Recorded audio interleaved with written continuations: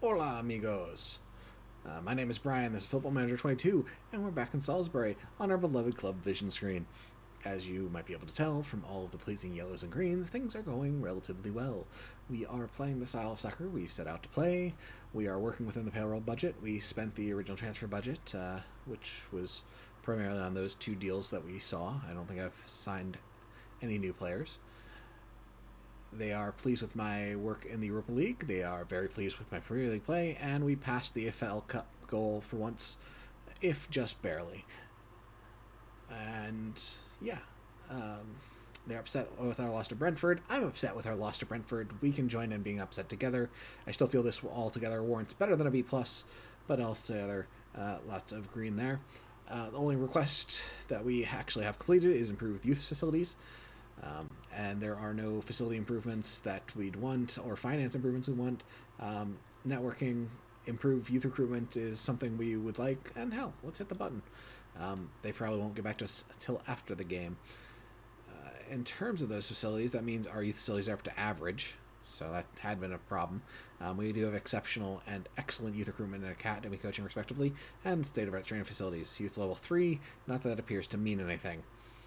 In terms of transfers, let's just double check to make sure there was the loan to Salisbury.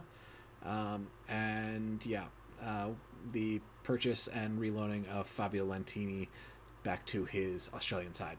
So let's take a look at our results. So I believe it was this 0-1 loss to Newcastle, which we promptly followed up with a home loss to a Liverpool team that we hadn't lost to in a while, actually. 1-3. It was a frustrating game. We turned things around. We beat Dynamo 5-1 at the start of the Europa Group stage. We went to West Ham and beat them 5-2 behind 4 goals from Antonio Nusa. Went absolutely ham. We beat Barnsley in the EFL Cup third round. They are a championship side, the best championship side, but still a championship side. So that is actually where our center backs right back Marco Torres is loaned out. He couldn't play the game because he was playing against us. That was totally the difference. We beat Southampton 4-0. We kind of embarrassingly lost this game to Oxford at Oxford in the Youth Cup in extra time. Despite the fact that they had someone sending off in the 85th minute. Our holding guy came on a penalty. Now, obviously, a lot of our players are replacement players that don't exist until this event pops up. But we do have, 5 players who are probably better than anyone Oxford has. So, now I'm just kind of jumping around screens to confuse you. I was going to go to the squad and look at, hey, look at these 1, 2, 3, 4, 5, 6, 7, 8 players we have that are maybe all right who played. So we have something close to a first team on the roster. But it was not to be. Then we actually very surprisingly went to... Lille came to our place, and we housed them 5-0. A loss to Burnley, a draw with United, beating Astana, the Kazakhstani team, 8-0. Lost to Leicester, and then a 3-3 loss to Arsenal on penalties.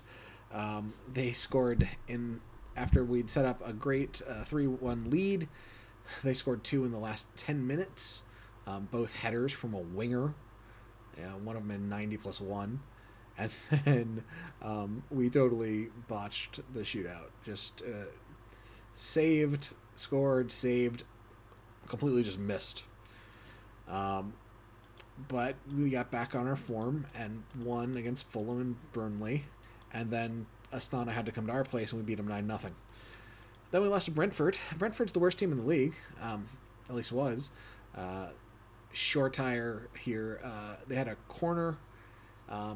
It got pinged off of one player to another who played it back to Shortire, who had been out of the box and charging in, and he managed to keep his shot down and on frame, and then just a lengthy run in.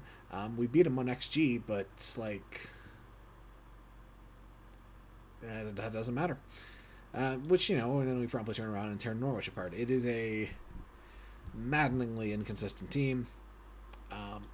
You see all those results and you're like, oh, that's probably 8th, 9th. And that's good enough for 3rd. Chelsea and Man City are kind of rolling away with things.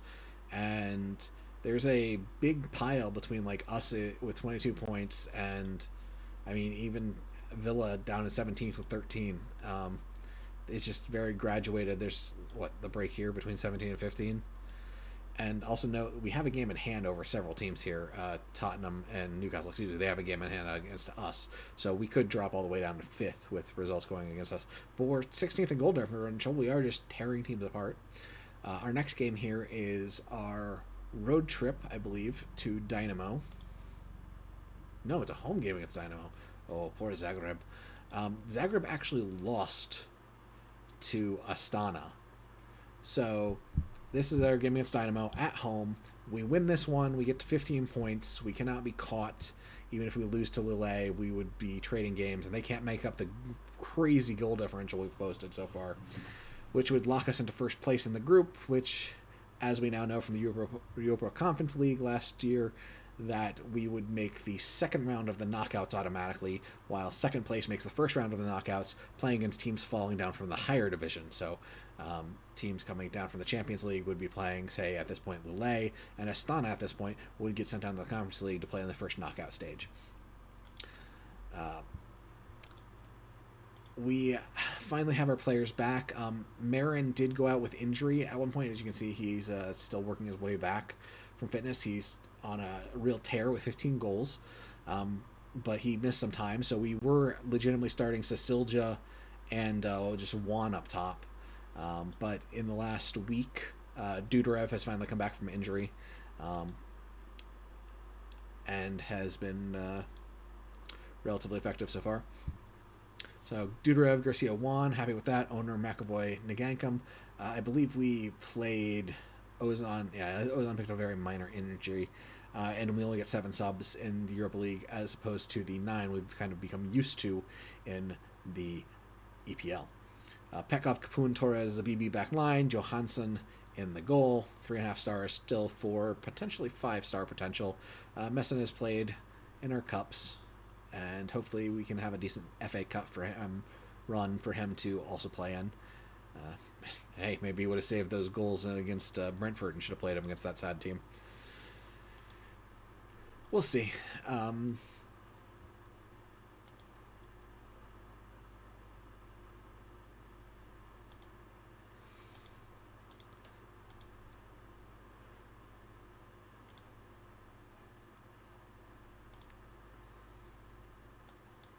Very proud of the whole team. Things are going great. Hey, look, surprising. 4-3-3, DM wide. And Zagreb looks like they will be coming out with a 4-2-3-1. And they're coming off, indeed, 4 losses. That is not what you'll want to see. We have already qualified for the knockouts. The question is, can we lock ourselves into the second knockout group? I think we can. Dudarev will take the kick and play back to Nagankam, plays back to Torres. Torres with a bit of a run past Nagankam, plays up to Garcia, turns one way and then back the other, plays into McAvoy, plays over to Onur, crosses out to Zabibi, who's making a run to the end line, doesn't take the opportunity, does get dispossessed, but gets back on the ball. Zabibi then with the cross into Juan on the far side, heads it just over the goal here, first 30 seconds of play. We've been scoring a lot very early and kind of coasting, which is fine by me. Ball's played in Garcia, and there we are.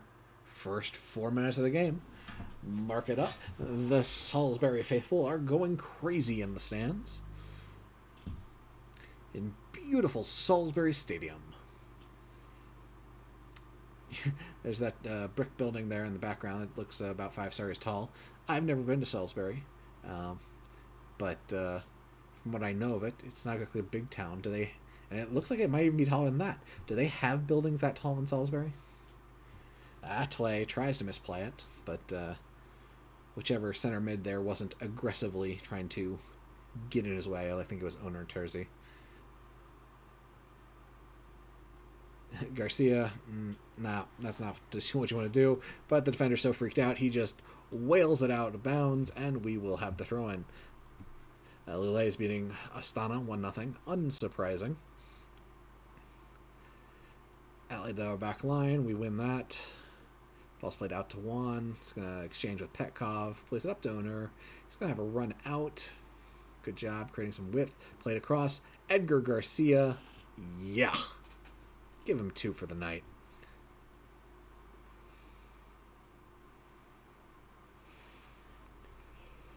Nice little run of play. I mean, it's pretty simple. Just give the ball to Onur, let him make a run, and let him find Garcia on the back post. Bingo, bango.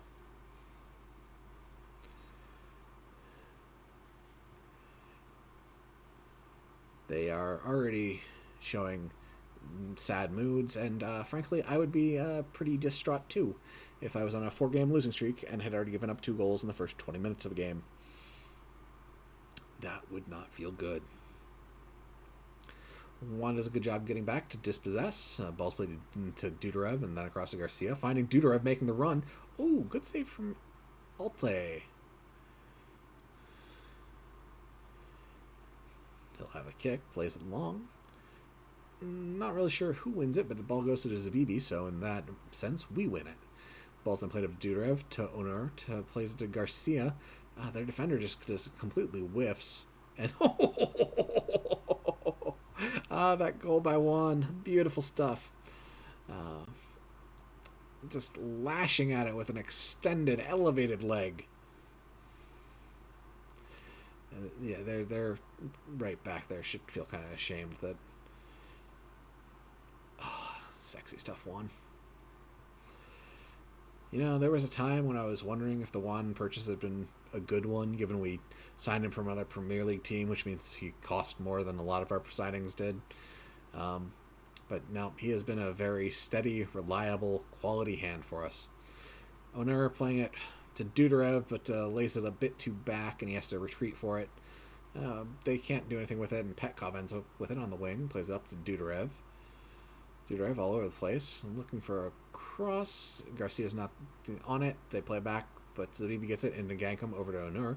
Up to McAvoy, out to Petkov on the far side. Petkov, header. Garcia? No, not quite, but close.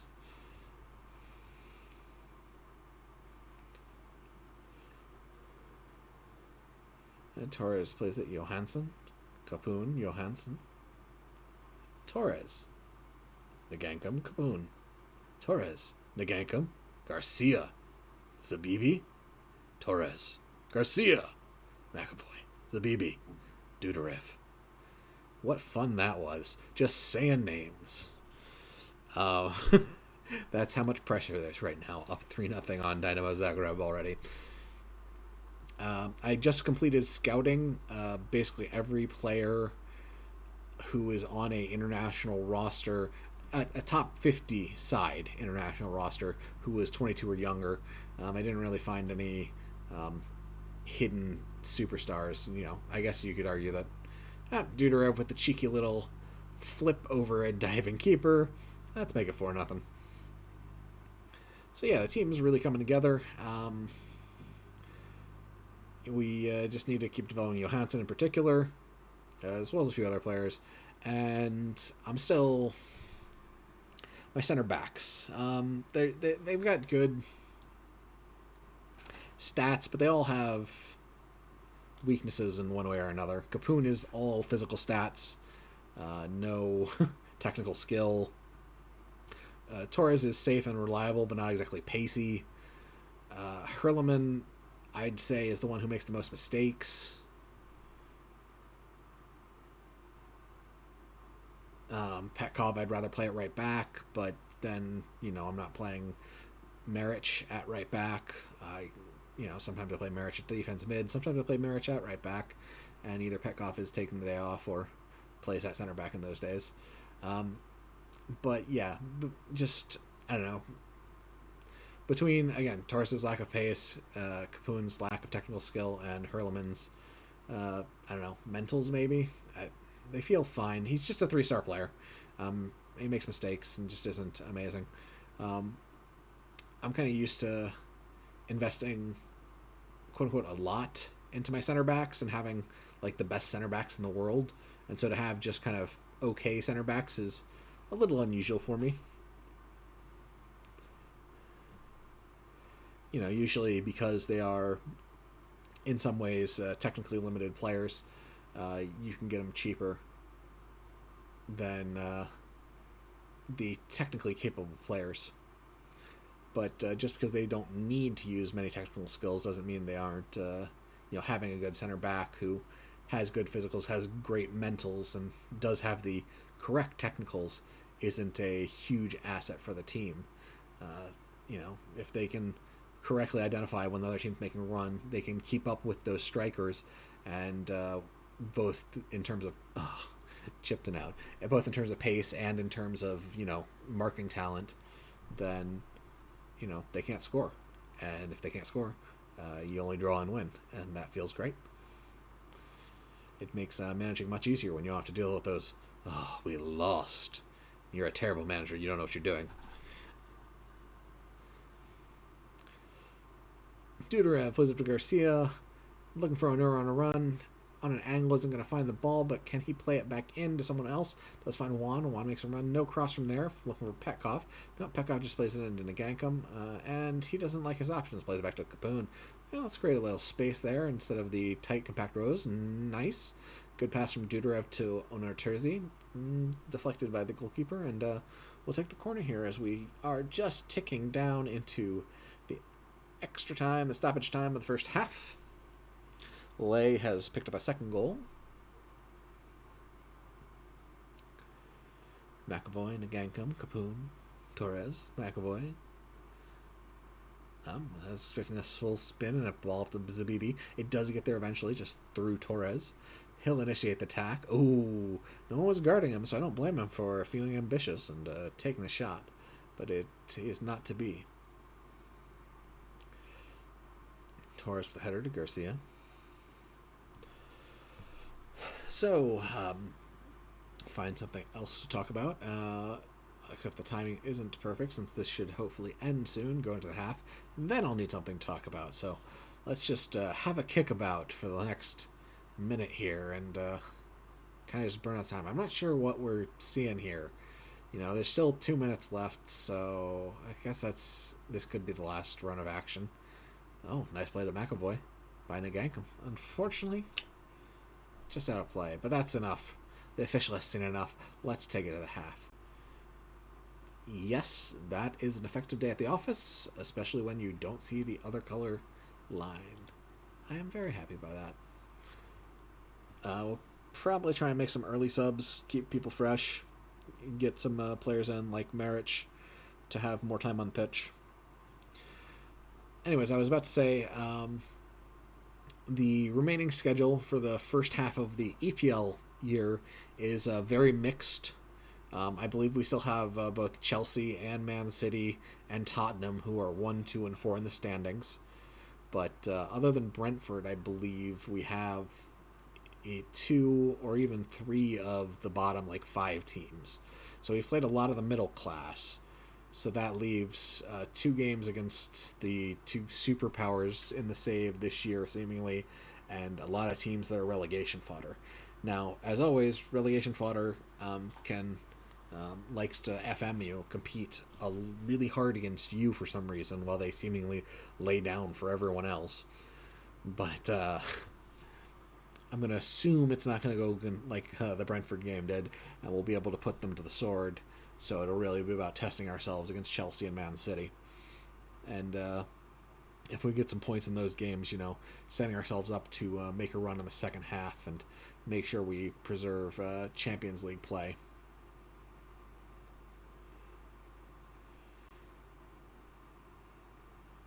Oh no, that only took 10 minutes. What am I going to fill the rest of the time with? Guys, you need to score more goals. Ball's played to Zbibi, unfortunately loses it. But, they just kind of, clear it out, and they clear it too far. No one's there. McAvoy, Honor, McAvoy to Garcia. McAvoy, Honor, looking for Garcia. No one touch. Saved by the keeper. All right, 60th minute. Bring in Maric. Let's bring in Matea. And we'll save the next sub, but it'll be somebody for Garcia, I think. He's the one who's fading the most. We don't really have an attacker who I want to bring in there.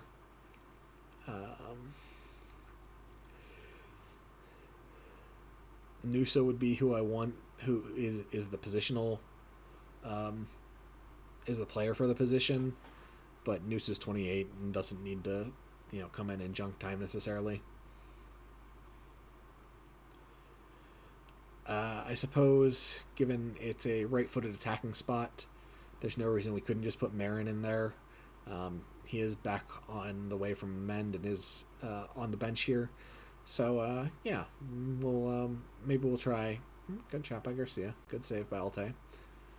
This game is, not Alte's fault. It could be very much even more out of hand if it weren't for Alte.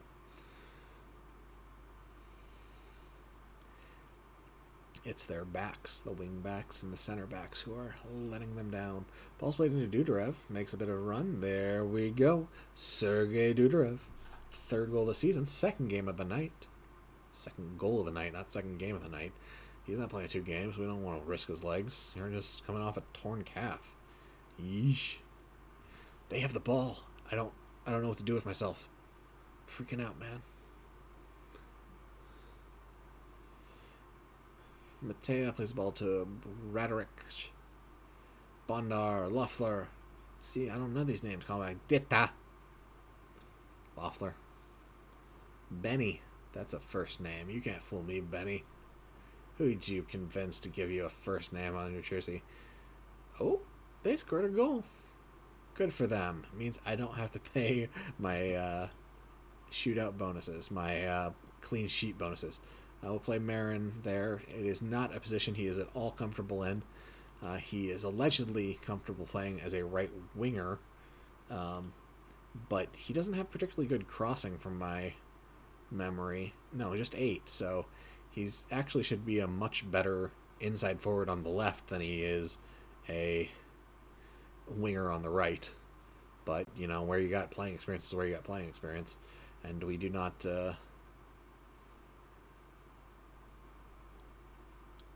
we don't play, symmetrically where, you're just a winger, just do winger things. Though, the left foot versus right foot nature of things would potentially complicate things. It does have a different role where it is, functionally the second striker on the team. Just coming out of a weirder spot at a weirder depth and occasionally has some defensive responsibilities. Ball's laid along to Gaspar. Excuse me for the yawn. It is in the wee hours of the morning here. Trying to get this recording done for away for many hours tomorrow on the Easter Sunday. Ball's played for Dudarev. Can he get his hat trick? No, I jinxed it. Or he was going to kick it wide the whole time.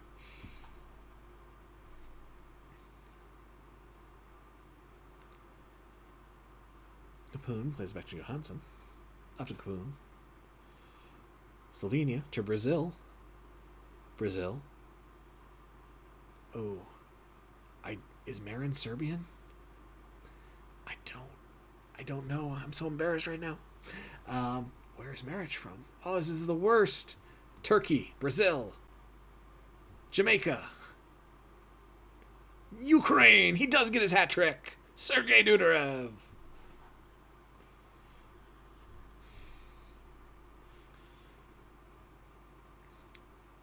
I don't know where Marriage and Marin are from the top of my head. It's just sad. I feel like one might be Serbian, mine might be Croatian. Spanish, Marcelino, of course. He's been injured, that's why. Marriage is Serbian. Okay. Portuguese. Once again, doing a terrible job of representing the United Kingdom. And that'll do it. A 6-1 victory for the Salisbury Whites. This will clinch us the first spot in the Europa League Group G or something.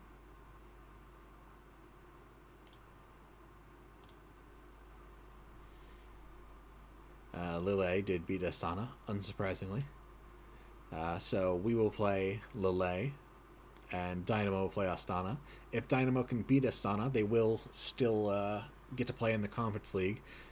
because they're much better goal differential. We have absolutely stomped Astana to the tune of like 16 goals to just absolutely ruin their goal differential.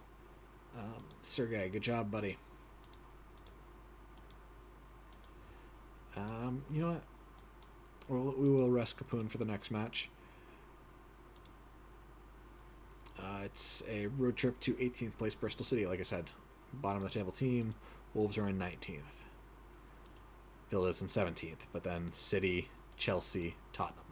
So it's 3 of the worst teams and 3 of the best teams. So it'll be an interesting mix. It is late November. So I will be back probably with knockout stage action of the Europa League, the second knockout round. We will see who we're playing, probably just then. I don't have any plans to make any roster moves. Technically, I had someone come in with an offer for Hurleman. They offered me about $16 million. He's got a release clause of 25, 2.5. This maybe got room for more development. He's a solid player. Just, I'd love to find an upgrade that I can afford. I was keeping an eye on the 18-year-old, former 18-year-old, he's now 19, that we wanted from Chelsea, Geraldo Mendes Vieira. And my scouts are pretty skeptical about his developmental possibilities. They don't think he has that 5th star anymore. He's still a very solid 3-star talent.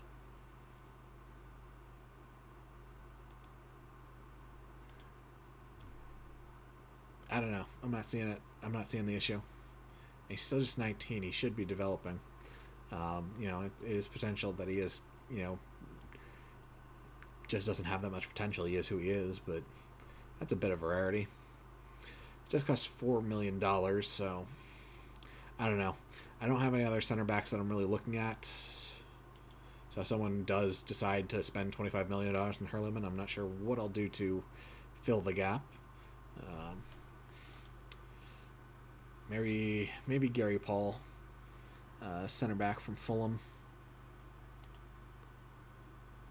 Fulham's doing pretty well. I can't imagine they want to sell.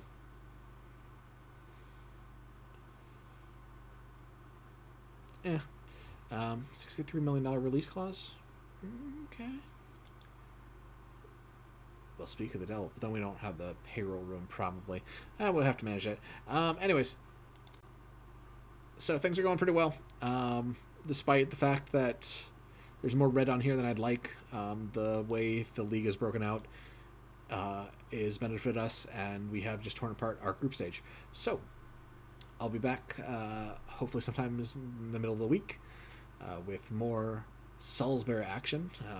Probably be February in game, so could be even longer than usual. I've been enjoying my break, not exactly pushing myself to race through these games. But I'd love to hear from you, so please don't hesitate to contact me. Like, comment, subscribe. I will see you relatively soon, and have a lovely day. Bye.